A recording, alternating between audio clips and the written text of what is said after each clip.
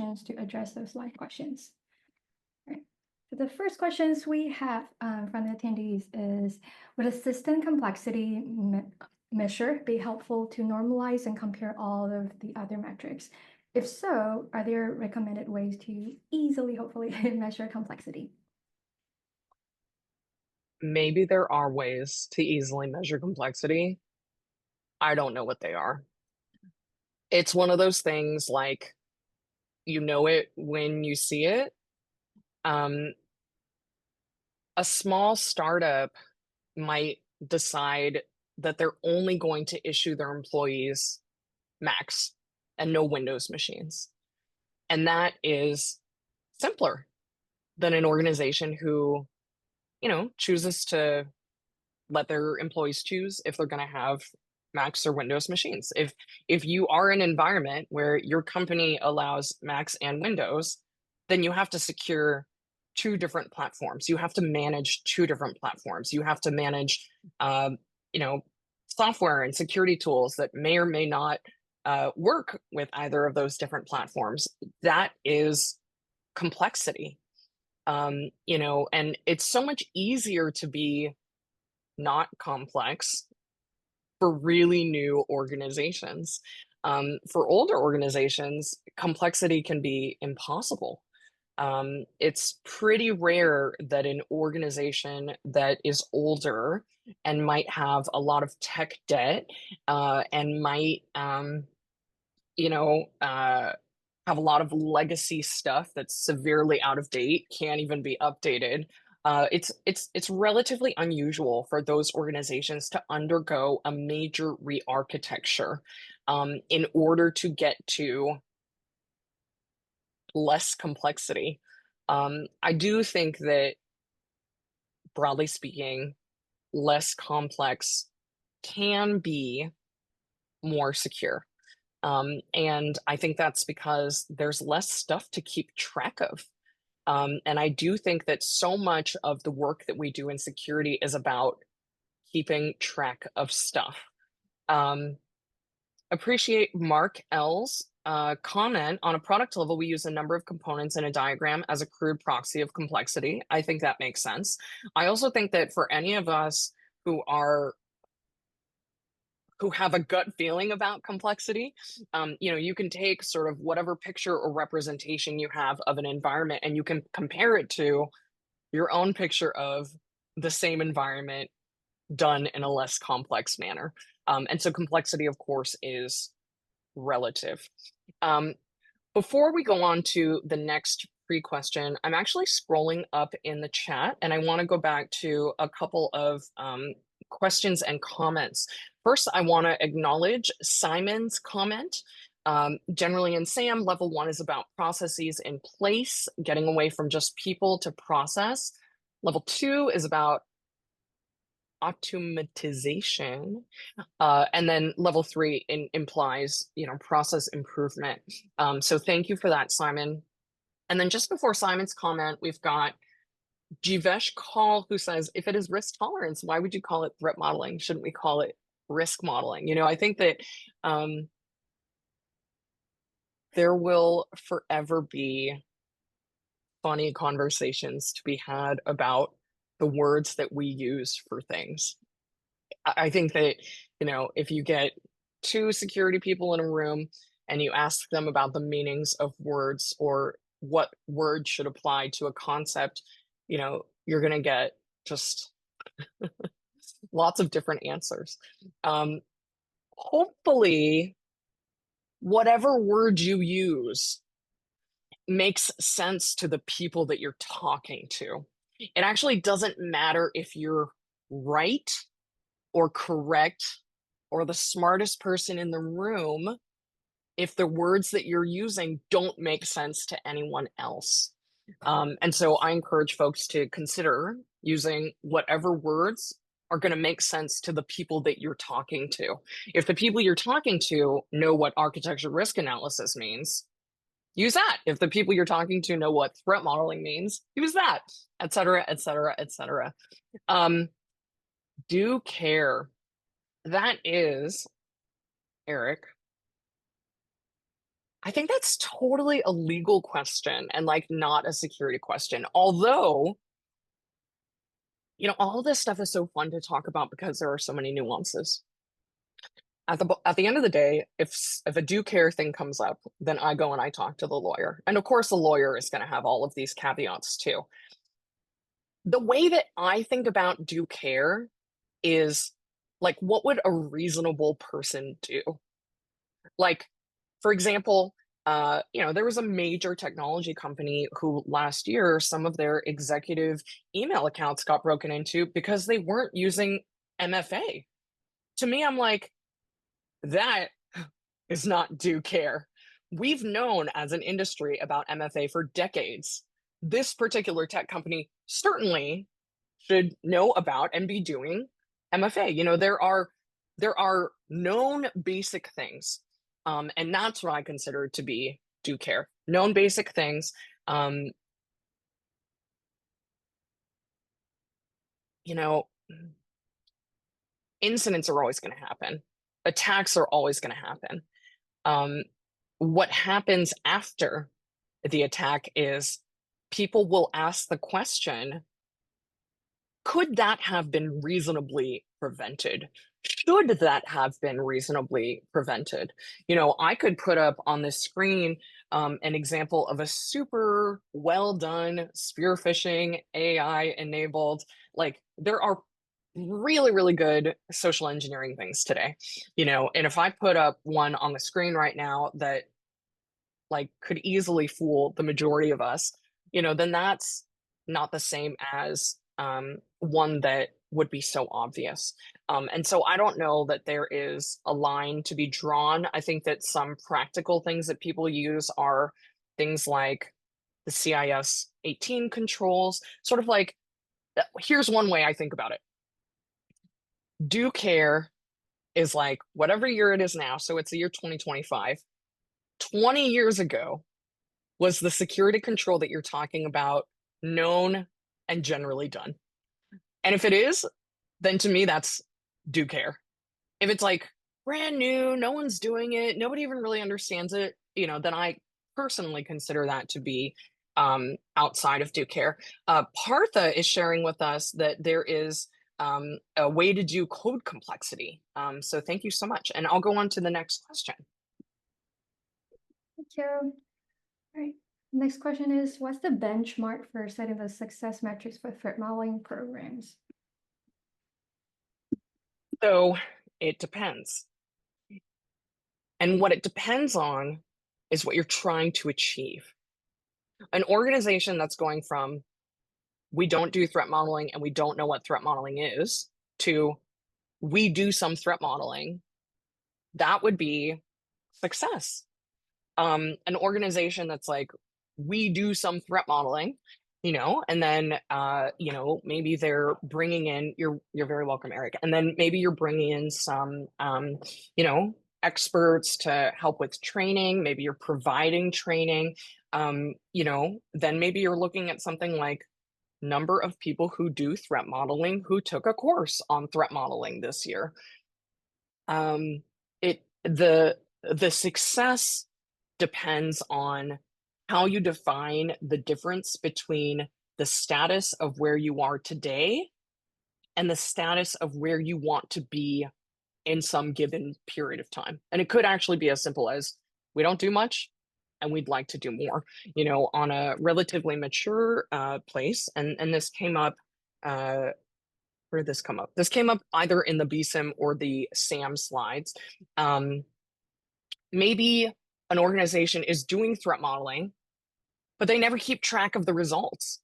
As that organization progresses through their secure software development lifecycle, they're never going back and saying, what about that threat model that we did? Should we just check to make sure we're still not falling into any of those holes that were identified during the threat model? And so it depends. And I think that BSIM and SAM are reasonable benchmarks to consider. Cool. Shall we? Success might be doing threat modeling. How would you measure quality of threat modeling? Quality of threat modeling is so hard. Quality of threat modeling is so hard, because I think that what you what maybe isn't a perfect solution is if you say, you know, uh, success of threat modeling can be measured by the number of threat models that you do and the number of findings from each threat model. I don't think that's correct. I think that it's entirely possible to do lots of not great threat models. And I also think it's entirely possible to come up with lots of findings from threat models that aren't necessarily helpful. How to promote the qualitative value of threat models in a world that focuses on quantitative measures. One way to do it is to say, look, there are industry frameworks and best practices. Two of them are BSIM and OWASP SAM. They both have entire sections dedicated to threat models. Therefore, it is important. I also think there's one that is true but tricky, which is to say, the earlier in a software development lifecycle you can find a problem, the more you can be preventing a problem from happening rather than fixing a problem that's already been done. That's better. But I do think that this question really comes back to risk management objectives, because the question is about value. And the follow-up question is value to whom? And at some level, the question value to whom, maybe the who is a security leader and some business or executive people who are trying to decide how much money to give that security leader. Next question. Of course, Izar has exactly the right answer. Do you know more about what you're building and what could go wrong after the threat model than you did before? Woohoo, success. That is 100% correct. 1000% correct. Thank you. Thank you, Zara, for the input. All right, so the next question depends on the proposed metrics, but I'm always interested in seeing how metrics handle the cobra effect. So for folks who have not Googled Cobra effect, which I did when I saw this question, it simply means when you have a metric or a measurement in place, but then it sort of accidentally or unintentionally promotes some sort of bad behavior. I can think of one, which is sometimes organizations try to measure number of bad things. So whether that is in a penetration test, organizations are like, oh, more pen test findings, that's bad. Or if an organization has some sort of service delivery and they think, oh, every time a customer escalates, number of customer escalations, that's bad. I don't necessarily agree. In the case of the former, number of pen test findings, I don't know that to have 20 informational or low pen test findings is more valuable than to have 1 or 2 or 3 critical or high findings. When it comes to escalations, I actually happen to think that the more customer escalations you know of and are addressing, the better. Both of these bring into question this idea that you could never know the exact number of pen test findings. You only know the ones that you know about. Similarly, you might never be able to know the exact number of customer escalations. You only know about the ones that you know about. And I think that we should want to know about as many as we possibly can in order to get as close to the truth as we can. So I think that for this question, people should consider the Cobra effect. And when designing a metric, people could almost like threat model the metric to determine if the Cobra effect is going to happen, and say what could go wrong. Next question, please. How do you measure or assess the adoption of threat modeling across development lifecycle? So I think that for this one, BSIM and OWASP SAM are good starting points.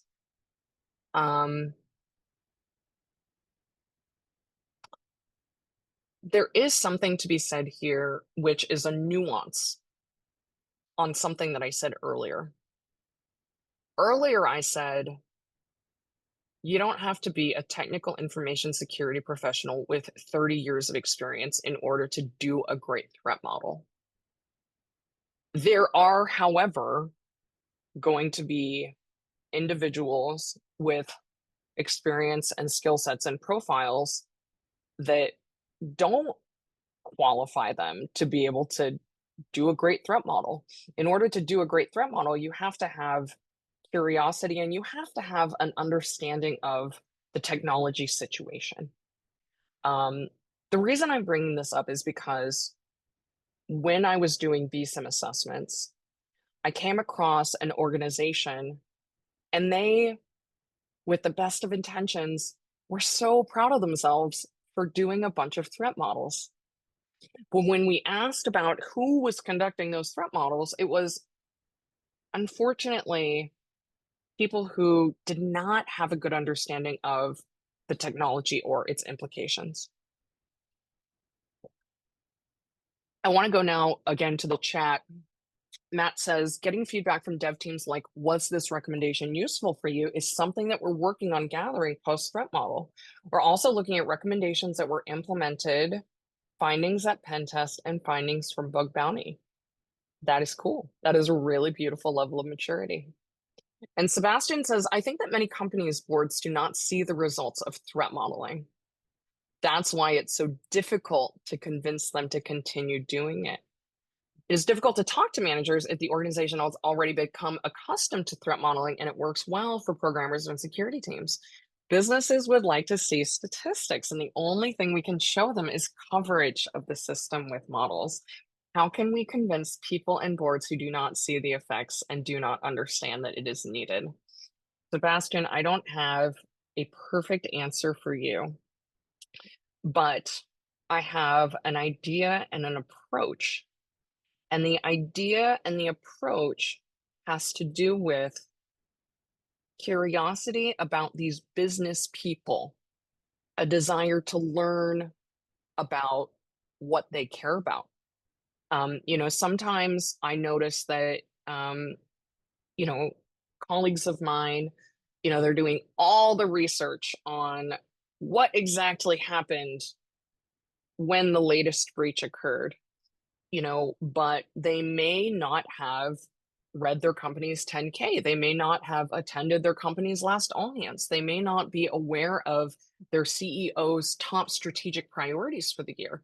They might not have, attended or watched the recording of the most recent quarter's earning call. And so I do think that while it's not a perfect solution, sometimes learning more about the person who doesn't get what we do has the potential to provide us with more insights. We're looking to see how many critical or high countermeasures are enabled. Very cool. I think it's more that execs don't see the value of threat modeling. So communicating value to risk can be best managed. How? In your expertise. I think that the best way that I know how to do this has to do with those risk management objectives that I flashed up. And again, encourage folks to consider taking the 40-minute class that I teach. You can take it on demand whenever it works for you, where I talk more about those risk management objectives. I haven't personally spent deep time thinking about a risk management objective that is specific to threat modeling. And so I encourage all of you to do that. But fundamentally, the question is, what is a shared objective and a common goal between me, the person who wants to do more threat modeling and promote threat modeling and make threat modeling awesome, and whoever it is sitting across from me at the table? What objective do we have together that involves threat modeling as a potential solution? Are these business risks or tech risks or both? I think that when I use the word risk here, I'm primarily referring to cybersecurity risk, but one could argue that for any organization that uses technology in any way, cybersecurity risk is a subset of business risk. Next question. There you go. Assuming that a dev team does a fantastic job in securely designing the software system and no findings are identified in threat modeling, how can we measure that the threat model review was successful and effective? Knowing activity progress metrics not applicable in this case. Yeah, that's hard. I think that one way you might do it is you might bring in a third party to validate. Sometimes organizations are prone to this thing where, someone on the inside could say something perfectly legitimate and valuable, but when you pay, tens of thousands of dollars to someone on the outside to tell you the exact same thing, sometimes that's listened to. So that's one idea, although it's not a perfect idea. Hmm. One of the ways that I think would help this situation is if there are other threat models being conducted that do have findings. And if, this is not sort of one instance in isolation, but one instance of a group.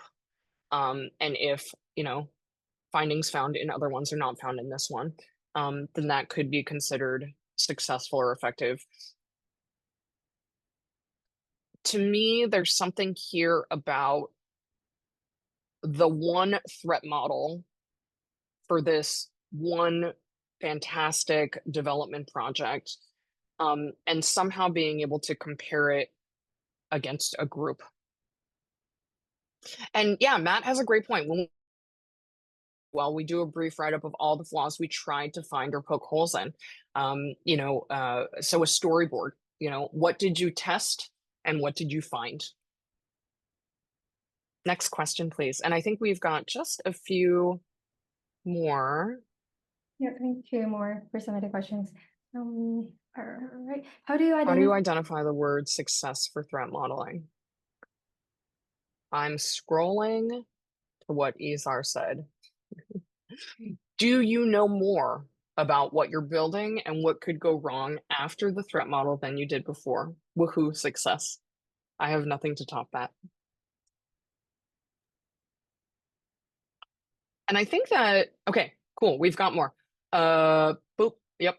And then next one. Do you have any suggestions for measuring the output of threat modeling against the actually implemented security controls? So this happens to match nicely with another comment that I'm seeing in the chat from Chris Ramirez, tie threat modeling into pen testing. I think as long as the output of the threat modeling is going somewhere that can be found later, and that someone later is actually looking at it and comparing it to either how a system is actually developed, potentially comparing it to other defect discovery processes, whether they be pen testing or others. I actually think that something that would be fun is if you're comparing the output of a threat model to actual incidents that are attempted or successful against an organization. Yeah, to me, the idea of a finding should be focused in the design phase of the SDLC. Since the goal of threat modeling is shift left strategy, findings should technically not exist when rolled into production. That is like one of the inconvenient things, right? Further down the line, It is so straightforward and so relatively easy to say something is a finding. Earlier, it's almost like a pre-finding. It's a before a finding. It's a hopefully this never becomes a finding. And what do you call that? I'm not really sure. Unless a team has opted to accept the risk of a finding. Yes, that is definitely something that happens a lot. Here's a list of controls. We've got 1 more minute. Let's see. Threat modeling. Here's a list of controls we want in our app. Pen testing, did they actually implement the controls? Yeah, I think Chris is onto something. And I'm not sure if we have any more pre-questions, but let's check because I think we have 1 more minute for one more. Okay, we got So through all the pre-questions. did it in 30 minutes. It's wonderful. I don't think we have time to take live questions without going over time. So thank you everyone for submitting the questions or even putting your questions in the chat. For those that we cannot get to, you can post them in our forum, the TMC forum. Hopefully, maybe Caroline will check that, and saw that there are a couple folks in our community that actually have some insights and input to this as well. So continue that conversation in the forum. All right, Caroline, is there any take-home message, last few words that you want to share with the team? I do. So let's see. I actually want to go back to this Fierro quote from Wicked and say that when it comes to success metrics for threat modeling, it's less about finding the perfect model that someone has already done and more about thinking critically about what you want to accomplish in your organization at this point in time. I'm also going to link that I directed folks to and pop it directly into the chat so that folks don't necessarily have to go through the lengthy workflow that I recommended to get it. I'm just gonna put it right here, and we can also get it into the forum chat, which I will figure out how to join. Again, thanks so much, everyone, for joining me. This has been so much fun, and I'm looking forward to more discussions from here. Thank you, Caroline. Let's give her another virtual round of applause. Thank you so much. All right, just last few bits before we all hop off. The session is being recorded, and we will share the recording as well as the slides in our forum next Monday. Hopefully, I can get there tomorrow, if not next Monday. And we have a few exciting events coming up. One local meetup in Tokyo at the end of the month, and another global virtual meetup in March. So we'll take a break next month as we're gearing up for the Get Hackathon and stuff. So the next global meetup will be in March, and we are going to play cybersecurity games. So we're going to play 2 games, Elevation of Privilege and Bike Club. So something that we haven't done before, virtual game sessions. So we'll share more information on that probably in 2 weeks. I hope all of you can join us. And our annual hackathon is coming back in April. The registration will open on February 3rd. And ThermalCon is coming back in May and in November in Barcelona in DC. Hope all of you can join us. You can find all of our upcoming events on our Luma calendar. That's LU.ma/threatmodelingconnect.com. And we are currently looking for speakers. So you can submit your papers for Malcolm Barcelona. This will be open for at the end of next month. So check it out. You can find more information in the links that have been here. All right, that's all we have for today and for this month's Global Meetup. Thank you everyone for joining. Thank you, Caroline Wong, for joining us and sharing all your insights with us. Take care, everyone, and continue the conversation in the forum, or I will see you at one of our upcoming events. Thanks, everyone. Bye. Take care.